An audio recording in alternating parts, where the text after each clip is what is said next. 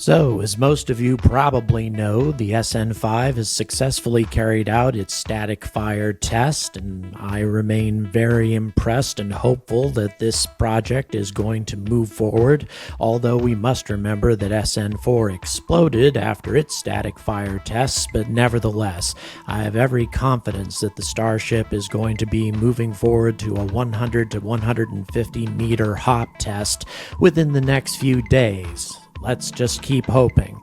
But in the meantime, everybody else seems to have forgotten about the rocket that theoretically is supposed to be taking us to the moon in the next few years. Now, of course, since the beginning of this channel, you've heard me rail against this damn thing. It's outdated technology, it's incredible expense that puts the whole Artemis project at risk, but the problem is it's still moving forward. As a matter of fact, in October, it's going to have its own static fire tests, except these are going to be much more ambitious, 8 minutes in length. And why is this? Well, because they're not planning on doing any short hops or any orbital tests, but rather a comprehensive orbit of the moon in 2021. Yeah.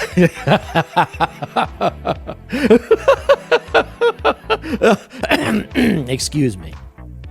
So the reason that I remain so skeptical that this thing is actually going to take off is because of its history. I mean, this thing has been in development for so long now, different iterations through different administrations. Its mission has changed.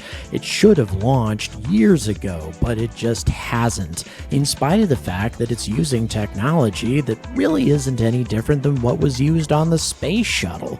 I mean, why is it gone through all these problems, and yet it still has delays, which makes me very, very doubtful about the 2021 launch, or whether or not this is going to be a viable system at all. But still, let's assume that we are an advocate of the SLS system. Does this thing have any advantages at all, or is it just sheer insanity that we are continuing to support it?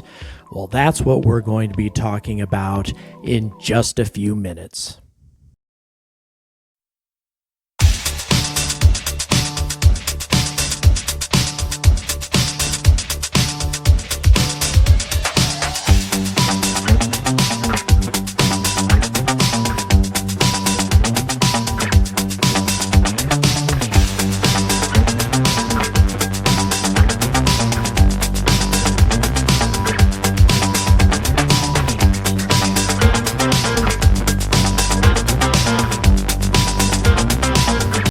Good evening, and welcome to another episode of The Angry Astronaut. We have mysterious lighting going here for part one of a double header, back-to-back, one video, one day after another. We're doing this for a couple of reasons. Number one, because I love doing this, but number two, because I am finally 100% relying on my Angry Astronaut career. There is no more unemployment coming.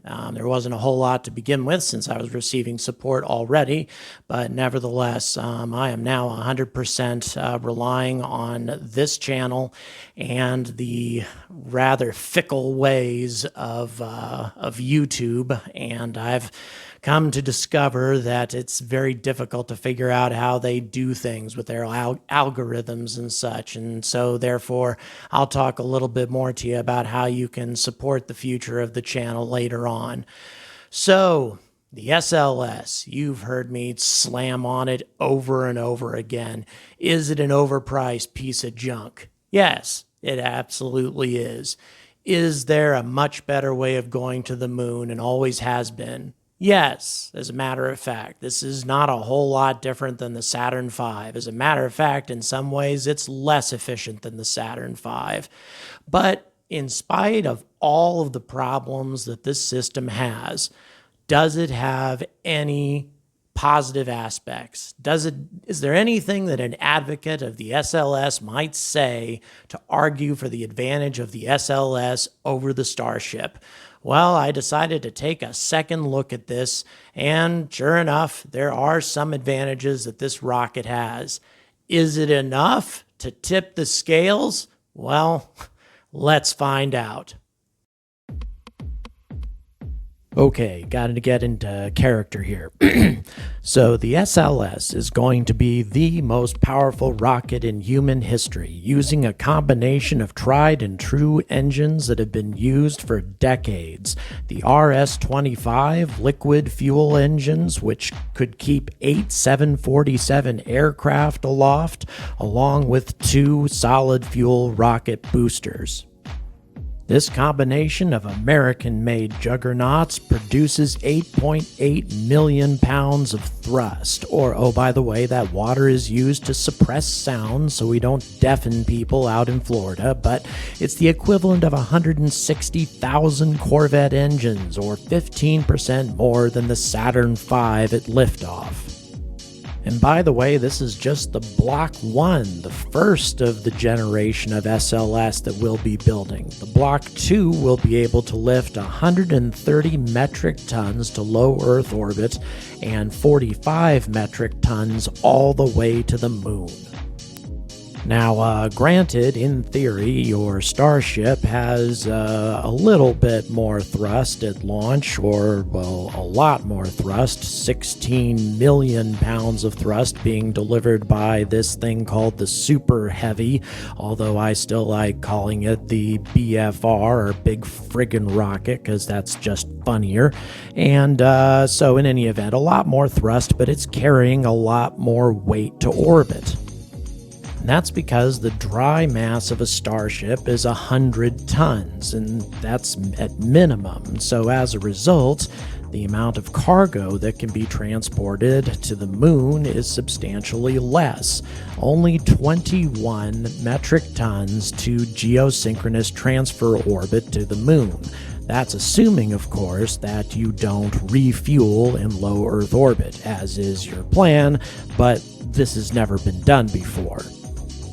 So the only way your Starship is going to be able to deliver more to the moon than the SLS is if your Super Heavy goes all the way back to Earth and picks up a new Starship, a tanker, and then refuels the Starship in orbit at least a couple of times. Somehow you manage to do that in quick order, and then send the Starship on its way. Nothing even remotely like this has ever been done before. We don't see that it's going to be doable anytime in the next 5 to 10 years at least. So when it comes right down to it, the advantage of delivering payload to the moon without refueling goes to... Yes, that's right. Without refueling, the SLS is capable of delivering a larger amount of payload to the moon than the Starship. But this assumes, of course, quite a lot. It essentially assumes that SpaceX is never going to be able to figure out the refueling process, or at least not for a very, very long time. A process that essentially involves a low Earth orbit docking, something that happens all the time at the ISS. And although this sort of refueling might be a little bit more complicated, I think it's a very, very big assumption to say that this is not going to happen anytime in the near future, given how many other impossible things SpaceX has been able to pull off. So when it comes down to it, if you include orbital refueling in the equation, then the advantage clearly goes to... Well, I think you can probably guess this one. The advantage obviously goes to the Starship as long as you have refueling involved in the equation. As a matter of fact, the Starship isn't going to be used probably if they don't figure out the refueling process.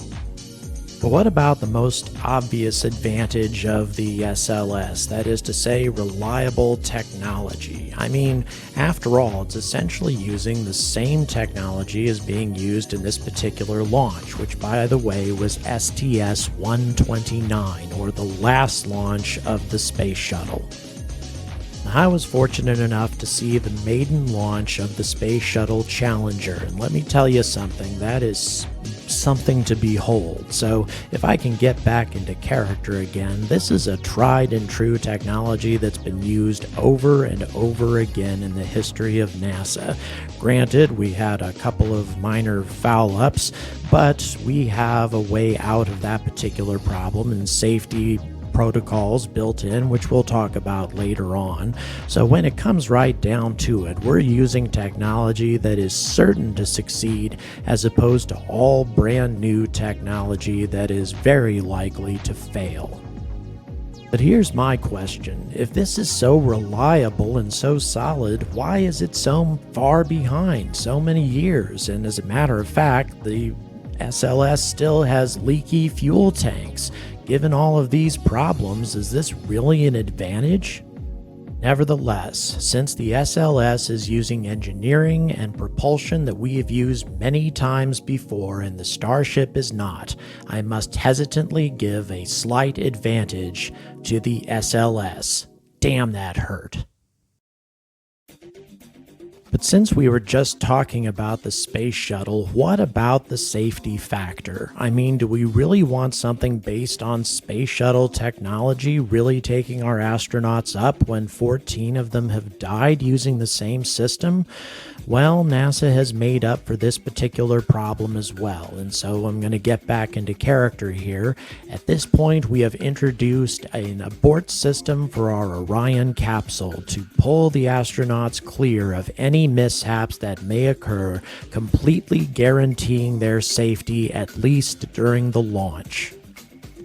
This abort system is not something that is theoretical. It has been exhaustively tested already on the Orion capsule and is completely ready to go.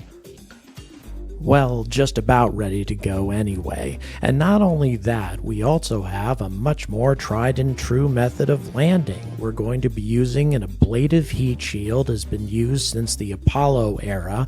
We are going to be landing in the ocean very softly, very reliably, and when we land on the moon, we're going to be using a lander not too dissimilar from what Apollo used, although it may be a little bit larger and capable of staying on the moon for a longer stretch of time.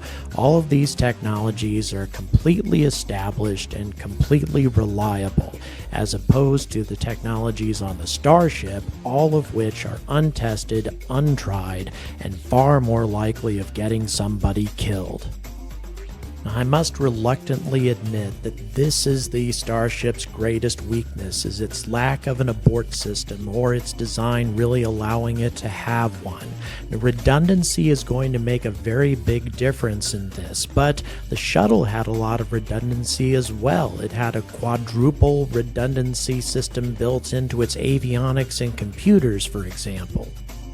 Now, of course, extensive testing of the Starship is going to make a huge difference, but nevertheless, when you involve an abort system, it is very, very safe for the astronauts involved. For example, on the Soyuz, no cosmonauts have been killed in an explosion since 1971, and that's because they have a reliable abort system. Therefore, I must give the advantage in terms of complete overall safety to SLS. But now we need to move on to number 4, logistics, before you guys start to think that Boeing has hypnotized me and turned me into a big SLS advocate. As many of you know, the SLS is incapable of landing the Orion on the moon and have the Orion have sufficient propellant to leave the moon and return to Earth the way the Apollo did.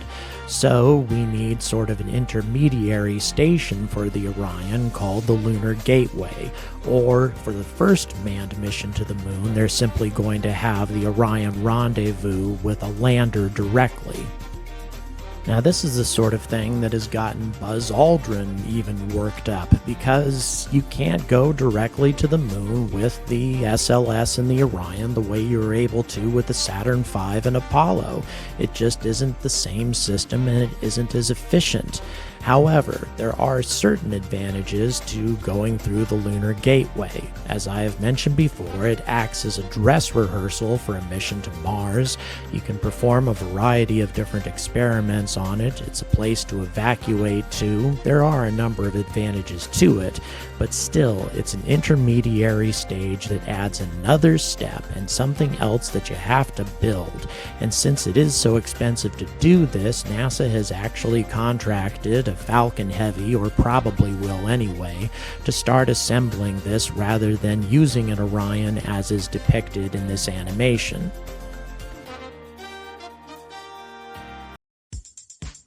However, lest we forget that the Starship also has an intermediary stage that it has to go through in order to land passengers or cargo on the surface of the moon, and we've already talked about that, bringing a tanker up to orbit and providing the Starship with sufficient propellant in order to land its cargo or crew on the lunar surface and have sufficient propellant to return. This is an intermediary stage just like the SLS has when it rendezvous with its lander or with the gateway. So when it comes right down to it, if you're talking about logistics, the SLS and the Starship have come to a tie. However, this tie is based on whether or not the SLS simply rendezvous with a lander as opposed to the lunar gateway. If you put the lunar gateway into the equation, well, things get a little bit more complicated. You see, the gateway is going to serve a lot of other purposes besides just being a transitionary point between the Earth and the Moon. As I mentioned before, it's going to be a place where a number of experiments, robotics, other types of unmanned lunar expeditions can be monitored and managed and maintained. On top of that, you can also determine the effect of radiation on astronauts in interplanetary space where the Earth's magnetic field does not provide protection, something that the ISS does not currently do. A whole wide variety of functions that this station can serve for man's plans for future exploration. So when you put the gateway into the equation as the intermediary spot for the SLS, then, believe it or not, I am giving the SLS a slight advantage when it comes to logistics. Given that Elon Musk is going to be resupplying this thing and also helping to assemble it, he seems to believe in it as well. However, the SLS party is now officially over because number 5, reusability, is where the SLS falls apart. Everything you see here, from the fuel tank to the engines to the solid rocket boosters, everything in this entire rocket is all expendable. Even the shuttle was far more reusable than this thing is, and consequently, the only thing that's going to be reusable on this rocket is the Orion capsule, whereas everything on the Starship, absolutely everything, is going to be reusable. A leap forward in our ability to explore the solar system. So when it comes to reusability, the winner is absolutely clear. And it is because the Starship has this massive reusability advantage that gives it a clear advantage over the SLS in just about everything else, from the practical to the theoretical. There's the sheer practical matter of expense. This vessel has turned out to be insanely expensive in so many ways, not just because it's not reusable, but because of the insane amount of money that it's cost to develop it without even a prototype. Over $20 billion so far. To make matters worse, a recent report has shown that 71 cents out of every dollar has been used on overhead for SLS development, suggesting a disgusting amount of corruption that's been involved in the development of this rocket from the beginning, and something that is likely to sink the project as the expenses continue to mount. And another report indicates that the Orion has proven to be equally wasteful, continuing to make this project less and less viable as time goes on. To me, this is the final deciding factor, the final nail in the coffin that makes the Starship a far superior vessel to the SLS. And this is because our long-term objective is to reach Mars, and SLS, as it is, plus the Orion, is simply not capable of doing the job. A capsule the size of the Orion cannot manage a 6-month trip to the Red Planet. Instead, NASA's plan is to make the Orion part of a new space exploration ship called the Deep Space Explorer, and this entirely new project that's probably going to have to be constructed in orbit or in lunar orbit, how long is that going to take? whereas the Starship is capable of landing on Mars as it is. And even if the Orion was capable of doing something with a Deep Space Explorer, it certainly is not large enough to establish a long-term Martian colony or the cargo necessary to accomplish it. So really, to me, the SLS is a dead end. If this is where we want to go and establish a permanent presence, the SLS is never going to be the tool for the job.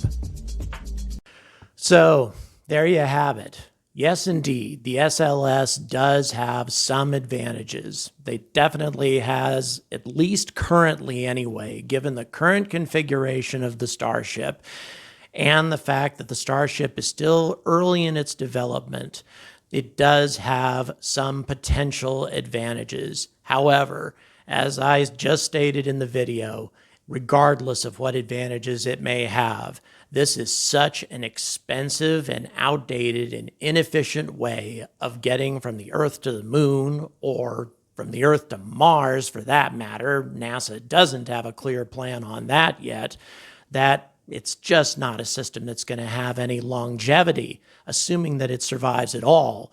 As a matter of fact, it puts the entire Artemis program and therefore all of NASA's ambitions in jeopardy.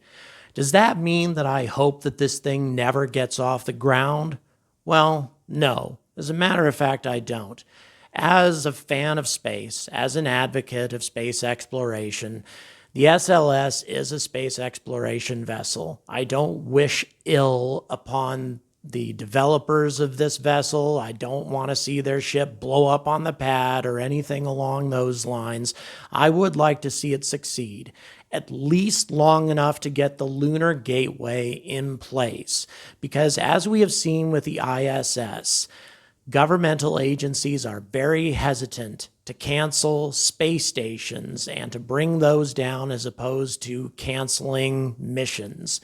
They're very hesitant, as we have seen for how long the ISS has lasted versus the incredible amount of money that it's cost to build and maintain it. So if it's able to get the gateway in place, more power to them. But after that, I hope it goes away.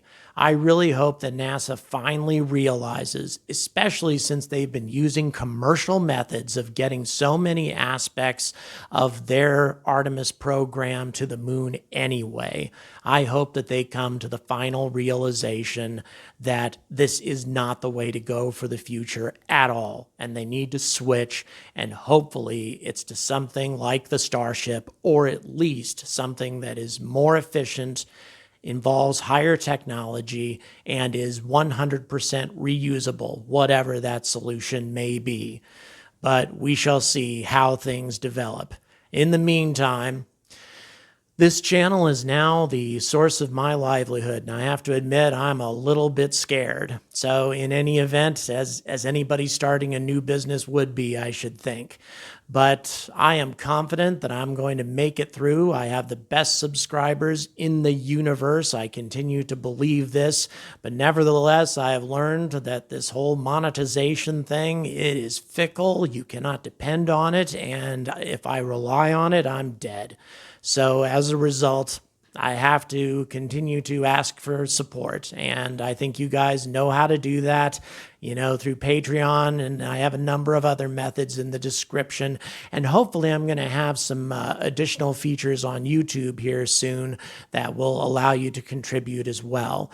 But in any event, anything at all that can be done, I'm very close to self-sustainability one way or the other, between monetization and outside sources. So I'm very happy about that. Let's keep it going and secure the future of this channel. In the meantime, until NASA finally gets it through their head that going with ancient methods of transportation and wasteful methods of transportation are not the way to build sustainability in space, I urge all of you to stay angry about space.